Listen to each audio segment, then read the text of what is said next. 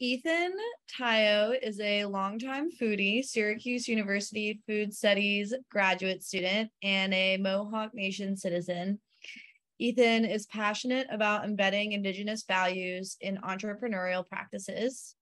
Additionally, Ethan is responsible for building the Three Sisters Garden on SU's campus, as well as more recently one on SUNY Binghamton's campus. And this is one of the first, if not the first, indigenous agricultural project to reclaim land in academic spaces. So without further ado, Ethan, you can go ahead and take her away.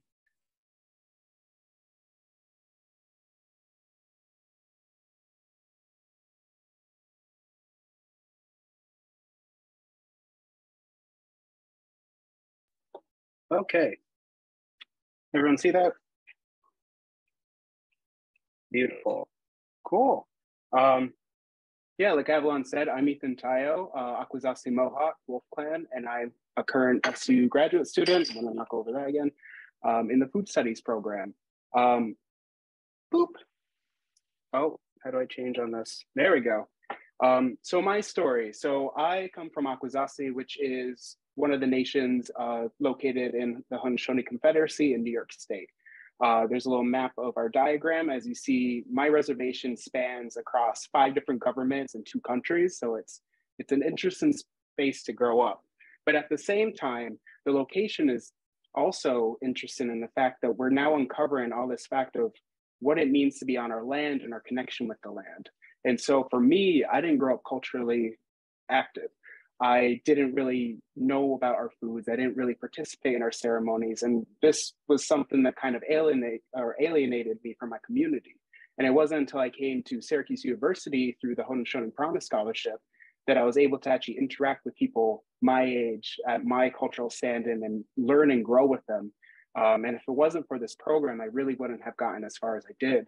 And so after graduating with an undergrad, I decided to stick around in Syracuse and began to delve more into what I can do with food. So I started my graduate program at SU. I keep pressing the wrong button. And one of the first things that I acknowledged was the fact that from my experience in undergrad and my experience with food on campus overall is the pizza. It's very limited. Pizza, chips, a lot of processed stuff. There's not really access to these cultural foods. And beyond that, recognizing the fact of all the opportunities that we have to acknowledge the land beyond the land acknowledgement, there's also kind of looking into what we grow. And luckily, figuring that out, it's a seasonal calendar. And I wanted to embed, and I found this idea of how do I learn about my own cultural foods? And once I started learning about them, I realized that it's not a one and done. It's a cycle. It's something that repeats, and it's something that grows on itself and sustains itself. And so when we look at a traditional academic calendar, like in the middle, you see that it starts and ends. And that was something I wanted to look into and see how can we fuse the two together to create the sustainable structure for alternative events that we can focus on these culturally appropriate foods and bring in Indigenous foods back onto campus. And so with that idea, I delved into the different assets and the different communities and the different departments and groups and people who had all this knowledge. And there's so much conversation around the same topics, but none of it was coming together. And so I took the opportunity to really have this simple idea of like, what would it be like to plant corn on this land that hasn't been here in who knows when? And that came through when I made a trip to Pete's Given Garden, pictured on the left, of noticing that there's this gardening project. And what used to be a farm is now South Campus. And so this was an opportunity to see all the variety of foods and all the seeds that we've grown, but also notice that there's seeds that have been here for centuries that are no longer here. And I didn't know where to start with that. And so I went through these different projects of being part of the Urban Food Forest Project, which is also ongoing between SUNY ESF and SU. And from there, I started to learn about the land, the connection with the land. I've been learning about foraging, and that was just one asset of that. Because food is much more than just a grocery store and what's on the table. It's seed to seed. It's the entire process of that cycle and continuing that cycle and learning about it. And so I wanted to pull apart different parts of this cycle and connect it to different departments and different people who are working on projects about this, whether it be the urban food forest or whether it be Ganadigan and the Iroquois White Corn Project, or with Angela Ferguson, who's really been my mentor and has really guided me through this entire process, both to learn about myself, but also learn about my place and how can I help the best I can. And so it was creating these pathways to kind of bridge and connect the dots of how can I help leverage and ground the work that we do in intention, and what is that intent. And one of the biggest things was this land acknowledgement. It was something that the University Indigenous Student Program had been working on for years. And we noticed as it has propagated across the country, many universities have a land acknowledgement. They are working towards acknowledging the peoples whose land they exist on and that relationship and reciprocity that is embedded in that. For SU, we were able to develop that during my undergraduate time, using our language, and really gave the voice to the Indigenous people. And that was great. But I knew there was more. There's more to build this presence. There's more opportunity to go beyond just words and to actually bring in action and make a tangible change on campus. And that's what this garden became. This garden became an event that was only supposed to be me throwing a few corn seeds in the ground with a few friends and seeing what happens. But once the community found out about it, it brought them together. And all of this happened during COVID, in a time where everyone was isolated. We didn't see each other. So trying to plan several events around food, where it's interaction, it's engagement, storytelling, and trying to both do that virtually on Zoom, but also find a space on campus to do this safely. And this garden project was kind of that step to really draw all the dots together to first realize, I'm like, wow, there's an impact here. We're seeing people I haven't seen in years. We're bringing people who haven't been to the university. We're creating these pathways to bring in the youth, to bring in the elders, to connect our Indigenous people with the community at Syracuse University. And it really was that intent embedded beyond just growing food to be able to share it, but growing food for sustainability and building that relationship with the land and acknowledging how SU can help the Onondaga Nation recover and restore their seeds and all the work that they do, and the reciprocity of supporting them and all the knowledge and effort that they give to us in our community. And what was supposed to be a one-year project to get a degree quickly expanded as it caught wind, and Binghamton University reached out to me interested in a garden project, and just so happened to be working on one as well. And the biggest thing was, and what really drove the garden project at Syracuse University, was the fact that there was an Indigenous person to voice that, and there's input by Indigenous people, and it was grounded in that. It was never to be something that was supposed to be co-opted or a one-off thing or just an experiment. It was something that was an installation that was meant to be maintained and to grow with that relationship between the campus, between the nation, and between the land. And so it opened up a bunch of pathways to then develop these projects at other universities, like in Colgate in the center, where they just established a new farm, having the Three Sisters as a centerpiece, and it went phenomenal. Binghamton in the bottom left did a wonderful job and really showed that if you combine agroecologists, biology students, greenhouse students, permaculture, landscape architecture, if you combine all these departments and these people and you bring them together and you go with intent, you can build a garden from nothing. And that's what these were. They were just land that was sitting barren. And by putting this effort to really develop it and to lead it and to really showcase that Indigenous students have a space on campus. It's a tangible space where they can come together to relate to it. And this is Indigenous people all over the country. I have friends that have come and planted their own seeds from the Southwest in these gardens and have seen their own produce and their own seeds grow at the other side of the coast. And that is also just research opportunities, knowledge opportunities, ways to connect across the coast where opportunities in our home communities might not be there. And so the university is a really powerful source to be able to combine these resources and then to propagate them beyond. And I hope that this is something that continues to grow. But what's more important too is also bringing that home. It's engaging in this material, learning about it, and then figuring out how can I apply it to myself, and how can I apply these themes, this intent, this reciprocity, and this relationship I'm trying to understand with both food and the land I exist on at home. And so a project that I was able to do was actually establish a community garden in my building. I live in the middle of downtown Syracuse, not much dirt, but I really wanted to grow produce. And I wanted to just experiment, like, what's the limits of being able to farm in an urban setting? We see a lot of farms out in the distance, and we don't really think about the city as a green city and how we can incorporate these foods for accessibility, for sustainability, to give people knowledge, to help educate the youth, and to really start building out and protecting us from the problems that we have with our food systems that we saw during COVID, of not being able to be reliant on ourselves, not being able to sustain it. And it's a dangerous issue that impacts all of us, especially as our climate worsens and adjusts, and we have to change and figure out how can we survive and build this resilience, but also make sure that we continue that relationship so we don't lose ourselves from our food or our culture. Boop, boop, boop. Oh, and to sum it up, this is what I'm calling the alternative project. It's a project that's looking differently at the way that we view our food systems, how we view these impacts and these opportunities to use resources and knowledge from other schools, connect the community, connect the dots, and hopefully embed it in indigenous knowledge so that it's sustainable and it's reciprocal the entire way. So that is just a brief overview. Thank you.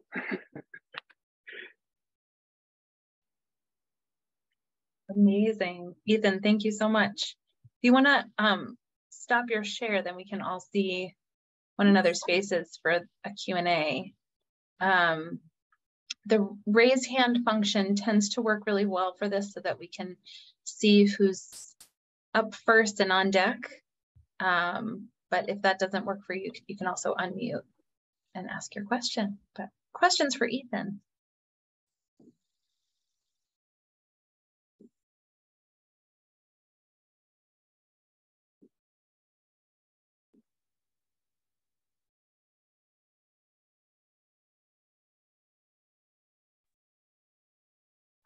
Yes. Sarah, go ahead.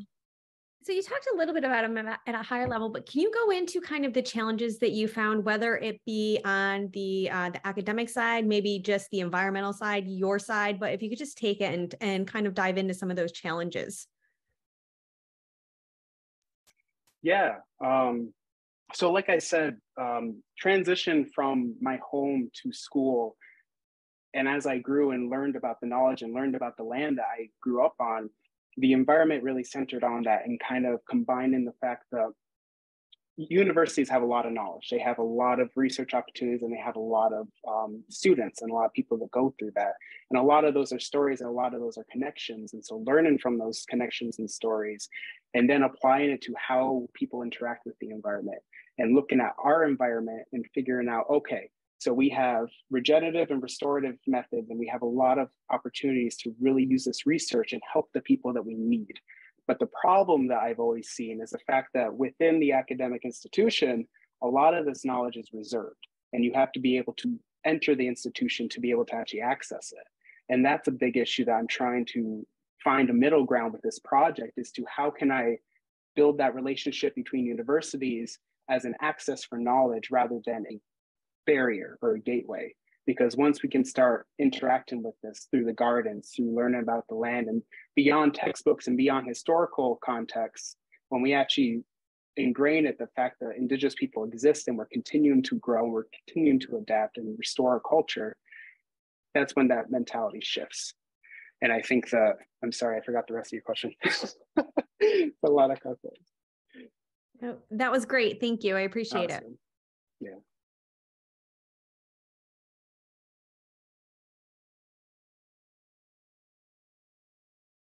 We had a question in the chat from Curtis, which was if there's going to be a harvest dinner sometime soon. Yes, there is. And I'm currently planning it, hopefully the 4th of November. And it'll be really cool because we'll finally not have COVID, so we can gather together in a more open space. And this is something that's planned right now. And actually a really cool thing, I just met Sarah earlier today. We've been working with Syracuse University food services and catering specifically, because one of the issues that we are seeing was the fact that our foods weren't necessarily integrated into food services or the way the institutions are able to do it. There's so many health guidelines, fees and certificates that you need to do, and you need to basically it's legal protection. It's a lot of policy and a lot of red taping. And it's been one of the biggest challenges for really getting our foods onto campus.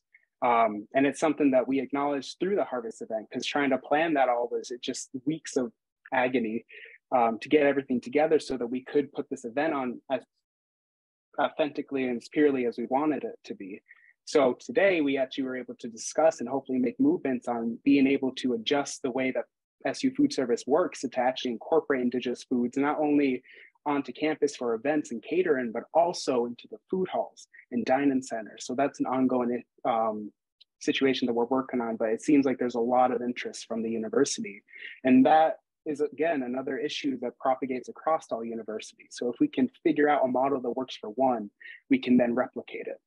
And I'm really hopeful to be able to kind of fuse that and break down those barriers, because once we get our foods in, that's that connection. That's where the stories start. And that's when people begin to actually create these conversations to do more. And how can we be a part, and how can we reinforce this work?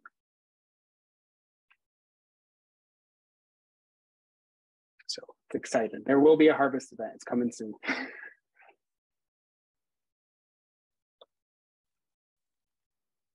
Please share and let us know.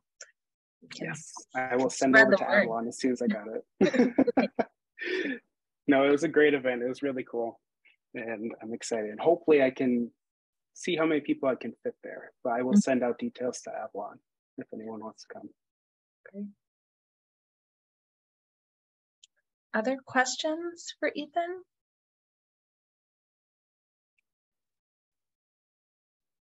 I have one if we have time. I'm not sure where we are on the agenda. Unless anybody, I don't want to. I think we have time for one more. Evelyn, go for it. So Ethan, I'm curious about, this is something that you and I talked about planning for this, and I thought maybe we had a little bit of time for you to share about it now, but your ideas about like Three Sisters in the city, and I'm curious if you have any plans or visions for that, kind of expanding it beyond your rooftop garden at your apartment to elsewhere in urban areas. Yeah, we did talk about this. And so I came across this really fun quote. It was just this historical stuff about Syracuse. And it was really interesting to see that the first mayor of Syracuse, Harvey Baldwin, actually envisioned Syracuse as a city of hanging gardens. And when I saw that, I was like, oh, I'm doing that. So like maybe this is a precipice for doing that, to acknowledge in the vision for the city and to see how we can regain that image and how we can innovate and really sustain Syracuse, because it is undoing a lot of trauma, a lot of generational divides, and a lot of economic division if we can restore these foods in our communities and get our communities to engage beyond just each other, beyond the neighborhood, but in the food system where we can all know each other. And it's seeing projects like the Urban Food Forest and actually being able to plant trees and plant plants so one day will bear fruit that the neighborhood can actually access for free. That's a really cool vision that I kind of tag on to see what is the potential for this. Currently, I am working with the Adirondack Experience Museum to then take this idea and then transition it into a art installation and a museum exhibit, and kind of working with that interface on how to create educational sites around that, and ideas of how to help develop economic development back home by growing these foods and allowing people to create their own small businesses to help process these foods on nation, to help provide this food to other nations. There's just a lot of opportunities and ideas, but it really started with the university, because if we can get this people and the students who are going to be the future educators, we need to meet them where they are and hope that in turn, as this continues and as people are exposed to this, we'll be able to realize that this is very valuable knowledge that we can integrate into it, not only into our academic career or professional career, but into our personal house. And so that we can continue to teach our children how to live sustainably, and how we can teach their children. And then 7 generations down the road, how can we sustain this land, and how can we sustain our foods and our ways? And that's the mentality of Indigenous people, is sustainability to the roots, literally, is do that. So I am very hopeful that there's a lot going on beyond just the Adirondack Experience Museum. I'm also presenting this project in the spring down at the Natural or the Museum of Natural History in New York City, which is another huge opportunity to really acknowledge the fact that New York City was built on indigenous land. And what is the potential to bring those seeds back to that land if we have them? So that's another fun project I'm working on. But the vision's huge. I think the acceptance is growing, and I think that the want and interest is there. And a lot of it was really get into the conversations and building around that intent and centering indigenous voices and indigenous knowledge into this. And I think that we're finally getting there to an extent. So big visions. Wonderful. Well, thank you again, Ethan. I think before we go into breakout rooms, I am actually going to use this opportunity to invite Kimberly to talk about an exhibit at Art Rage. That Ethan is actually one of the spotlighted featured activists in an incredible exhibit. So I'm going to share a quick slide and then we'll circle back to our next breakout room.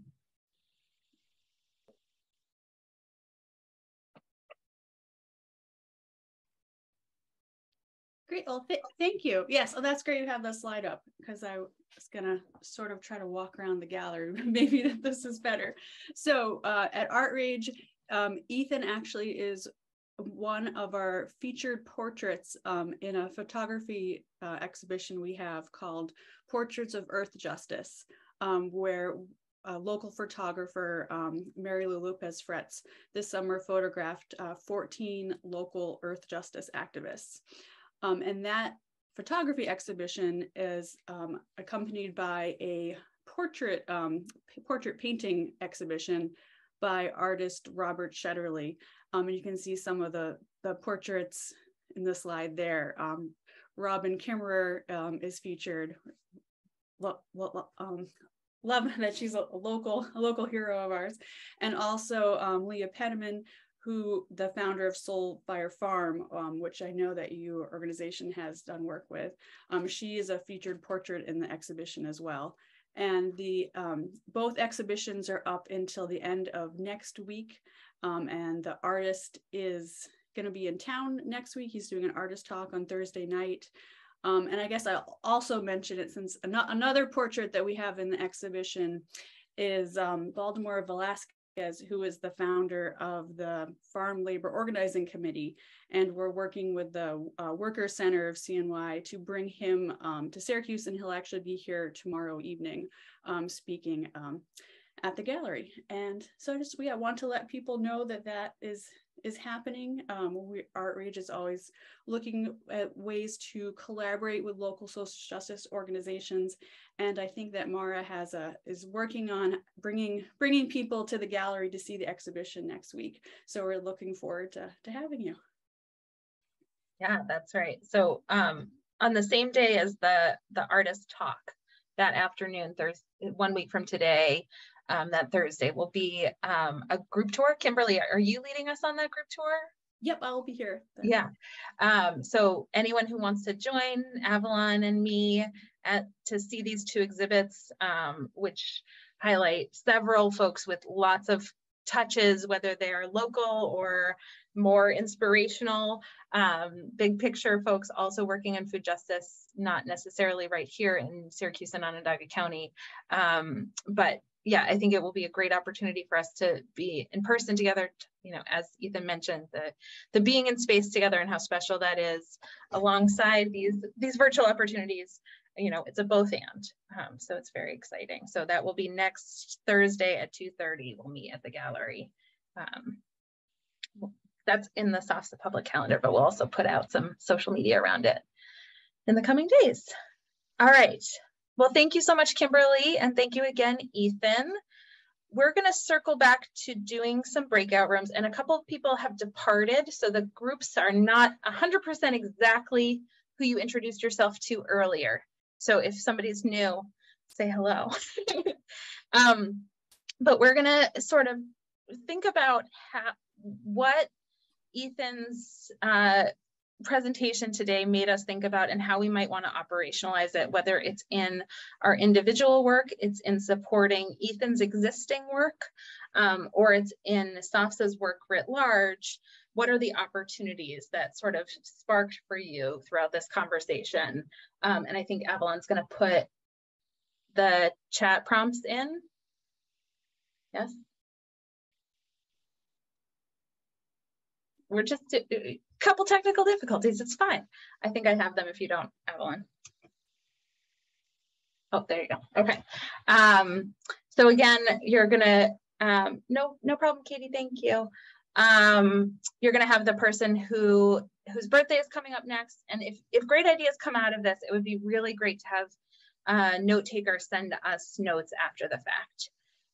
And so with that, I think I'm gonna open rooms for about 10 more minutes, so that we have time to come back for the remaining announcements. We have a lot of other exciting things, and we want to make sure that you all also have the opportunity to share. Oops, and a couple of people moved around. Hey, hi everyone, welcome back.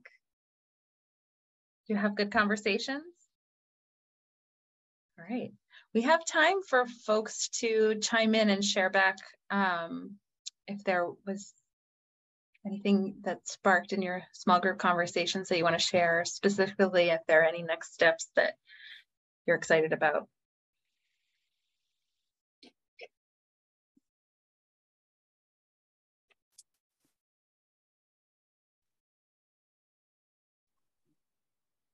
I can start it off and maybe inspire some other sharebacks, but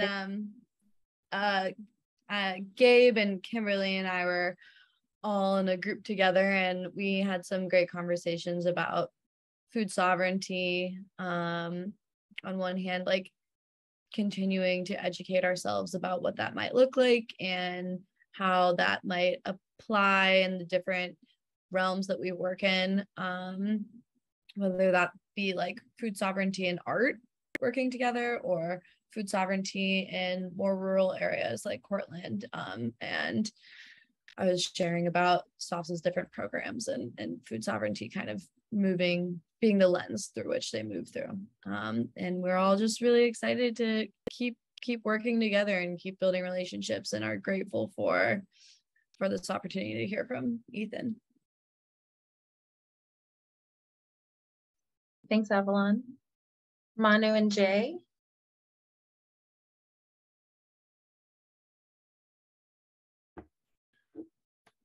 Oh, so we're just talking about how we can empower ourselves, and then through that empower our community by growing our own cultural food with our traditions and understanding, having a connection through heart language, and sharing what we grow. You know, as we've learned through different farms and empowered ourselves, now we can set up a model and really be able to represent the deaf community well.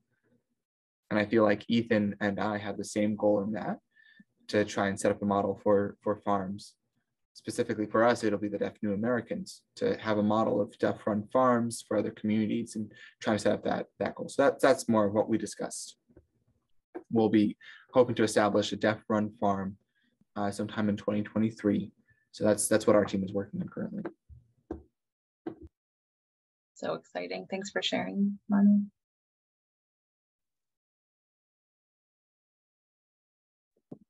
So I can go for our group. We had, let's see, we had Chloe, Curtis, and where is she? There, oh, there she is, Amanda. And it really kind of circled around the idea of the betterment that Indigenous foods can have on both our environment, our local community.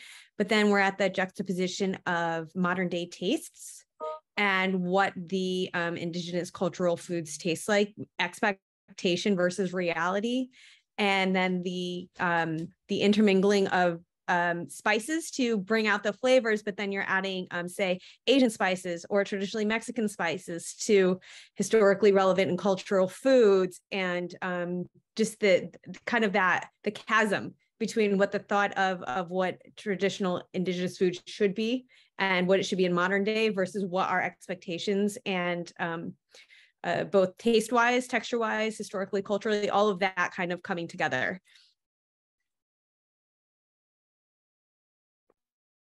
Great, thanks, Sarah.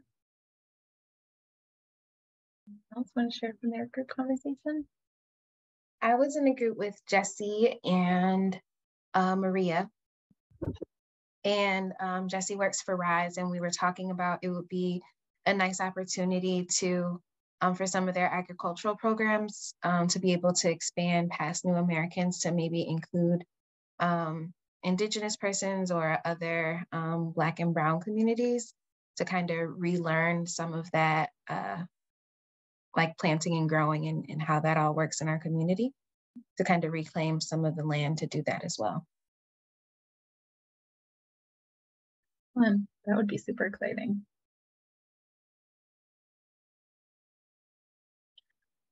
All right. Well, thank you again, Ethan, and thank you everyone for these. Oh, sorry. I was wondering if I could actually piggyback off of Sarah's point. Absolutely. Because that's a really cool, that is also something that I've been trying to navigate and have struggled with, is this difference between appropriation and appreciation. And that's something we talked about this all morning, Sarah, but it's that fine line of understanding what it is. And I think what I'm moving towards is that intent. It's that idea that there are traditional ways of making these foods. There are traditional ideas of what these foods are. But when you look at it in reality, every person has their own way, their own tradition, their own family tradition, or their own way that they grew up where they did, or what they have access to is the way to do that. And I think for me, the way that I've been able to navigate that is by grounding those recipes where the land is and using those ingredients. And I think being cognizant of that is that, like, for one of my recipes I did as a twist with Three Sisters was to do a falafel-based recipe.